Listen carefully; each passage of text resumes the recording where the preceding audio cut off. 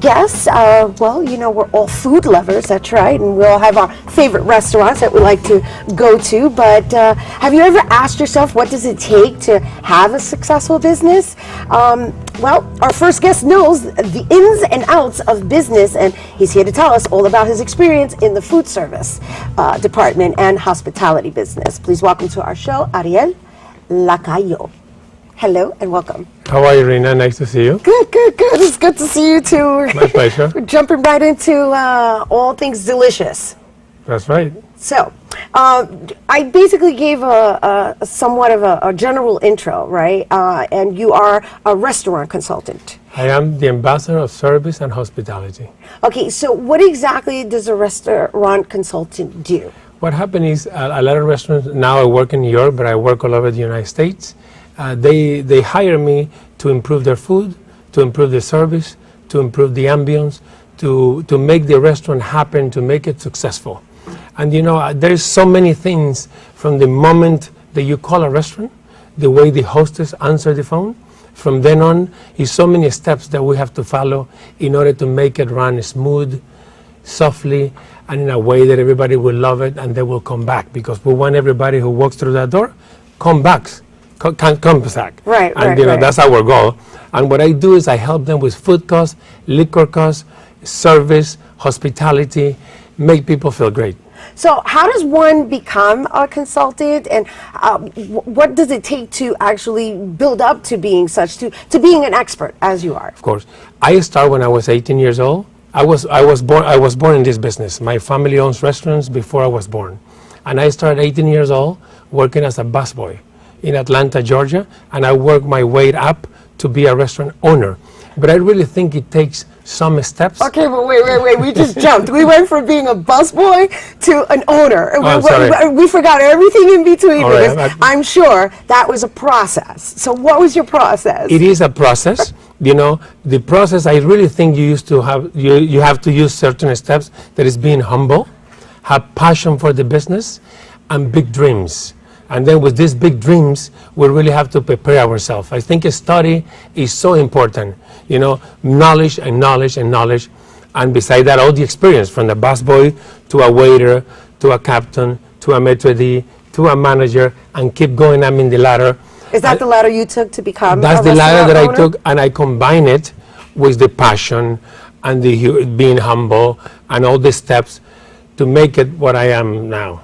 Which is a restaurant consultant. A restaurant consultant. But you also happen to have been the owner of like a big, like popular restaurant at some point, right? That's right. So share a little bit about like, how does one really have the niche to know what's in, what's not? Like, I mean, obviously it's about service, right? Which you emphasize. I think it's about service and having a great palate to make sure that you have the right food. I mean, and being right in the right era. For example, right now we are all about authentic. If I go to a Puerto Rican restaurant, a Colombian restaurant, I want to feel like I'm at home. I want to feel like I eat the food my grandmother cooked when I was a kid. Now we want to identify the taste, because, for example, in the 90s and the 80s, everything was about service. Now it's about the celebrity chef. But the celebrity chef from what country? And when I go there, I want to taste everything that I feel I am in the country, but I'm eating in the Bronx. That's the reason I work in Babalu now, because I work with John Rivera, who is the owner, and he has so much passion for the business that he inspired me to work at Babalu. You know, and when I go there, I feel like I'm in the islands. It's the authentic taste of Cuba, Puerto Rico, and Dominican Republic. Nice. And so with your journey, right, because off camera we shared a little bit about your experiences in the Hamptons and dealing with the who's and stuff. Right. Just share a little bit about that, because that has to be interesting. I mean, you know, you mentioned something about the famous term being, do you know who I am? You know, it's just, it is very funny, but it's true. Because when I was in the Hamptons for about 10 years, people will call me on the phone and will say, I just answer the phone, or somebody answers the phone, and they will tell the hostess, let me talk to Ariel. Do you know who I am? And you know, this is Jacqueline Onassis, this is Billy Joel, this is so many, you know, Tom Cruise, this is so many movie directors, Alan Pecula, Sidney Lumet in that era. Right now we're looking at a picture of Bill Clinton. Okay, well, Bill Clinton, I used to do a lot of his event, and I have some.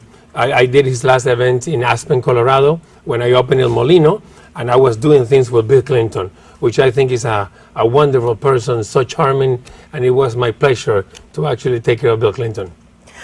You know, I really have to say, and I have to share with everybody, I really appreciate your humility, right? Because you just shared a brief history of your journey, right?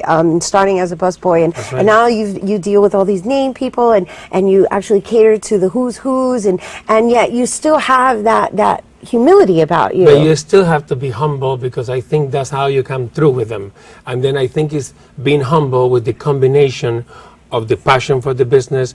I mean, I really, when I'm in a restaurant, I want everything to work. I mean, I want to bring this energy of humility, but at the same time with knowledge. And, you know, knowledge such as, you know, the right wine with the right food, the right ingredients, talk to the chef. I go into the kitchen and I work with them a couple of days. I just finished studying at the Achao Culinary Institute, and I study quick cooking because I want to have more knowledge. I think knowledge is something that we can never stop. I remember my dishwashers, I used to preach them and say, guys, you're not going to, you start here, but I want to see you here in a few years. And the first thing you have to do is learn English. Because if you don't learn English, you're not going to go ahead in the channel. And that's why I always try to inspire my Latino people to go to get up in there in the world. No, it's good that you actually emphasize that, yes, you can have your native language, but in order to succeed within the United States, English is the primary language, That's right? And you know, it's so many restaurants, so many different restaurants from all over the world. I emphasize and I specialize in Latino. That's awesome. And so before we go, I just want to share with everybody that you're actually a wine expert as well. I am a court master sommelier. A court master? Sommelier. Sommelier. A court master sommelier? Sommelier, I like which is a lot of fun, it's a lot of years, a lot of drinking, but I wasn't drunk all the time. How do you Just now and then. How do you know? I know, it's justified too. That's the Right. scary part. Anyway, but how do you know what wine goes with what food? Well, you know, food is also wine, because the wine is made out of grapes, and grapes is really food. That's me, you combining food with food. And you have to have the right combination, such as if you're having meat, which is heavy, you know, something heavy, that your palate needs something heavy to cleanse. It's a palate cleanser to be able to taste the food very well. You need a Cabernet Sauvignon, because Cabernet Sauvignon is full body, it's strong, like the meat. If you do something light, such as a salmon, you need a Pinot Noir, something very light. You don't want the wine to overpower the food, or the food to overpower the wine. You have to find the right balance. And then, you know, we can talk about that, because this is a long subject. Yes, no, I'm glad that we tapped into it a little bit, because love it. leaves an opening for us to invite you back another time. course. So maybe we can do some wine tasting. I can't wait. I would love to do and that. And educate everybody I on, would on love the to do that. It process. sounds like a dream come true for me. Me too. No, thank you. No, in all seriousness, thank you for coming through. Are there any last words you'd like to leave our viewers with? Just prepare yourself. If you start as a dishwasher, keep growing. We all have the opportunity to be a restaurant owner. It all depends how much you prepare your head. And you know what? It's by study English. Get ready there. Go for it. You can do it. Thank you. Thank you, My Ariel. pleasure. Thank you so much you for being the here with us. invitation. Great to see you again. Likewise. All right, so we do have to take a quick break, but don't go anywhere, because there's more open when we return.